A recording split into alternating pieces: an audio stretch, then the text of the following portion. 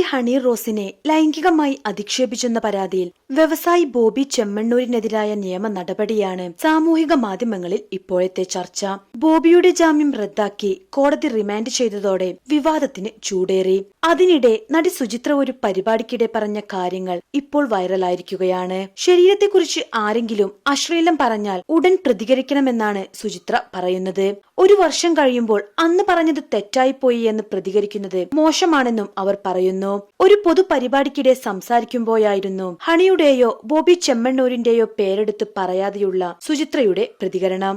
എന്നോടൊരാൾ മോശമായി പെരുമാറി, ഒരു വർഷം കഴിഞ്ഞല്ല അതിനോട് പ്രതികരിക്കേണ്ടത്, ആ സ്ഥലത്ത് വെച്ച് തന്നെ പ്രതികരിക്കണം. നമ്മൾ ഒരു ഉദ്ഘാടനത്തിനോ ഷൂട്ടിങ്ങിനോ പോകുമ്പോൾ നമ്മുടെ ശരീരത്തെക്കുറിച്ച് ആരെങ്കിലും അശ്ലീലമായി എന്തെങ്കിലും പറഞ്ഞാൽ ആ പറഞ്ഞത് തെറ്റായിപ്പോയി എന്ന് പറയാനുള്ള ധൈര്യം നമ്മൾ കാണിക്കണം. ഒരു വർഷം കഴിഞ്ഞ് അയാൾ എന്നോടാ പറഞ്ഞത് ശരിയല്ലല്ലോ എന്ന് പറഞ്ഞ് പ്രതികരിക്കുന്നത് വളരെ മോശമായ കാര്യമാണ്. സുചിത്രയുടെ വാക്കുകൾ ഇങ്ങനെയായിരുന്നു. വ്യാഴാഴ്ചയാണ് ഹണി റോസ് നൽകിയ ലൈംഗികാധിക്ഷേപ പരാതിയിൽ വ്യവസായി ബോബി ചെമ്മണ്ണൂരിന് കോടതി ജാമ്യം നിഷേധിച്ചത്.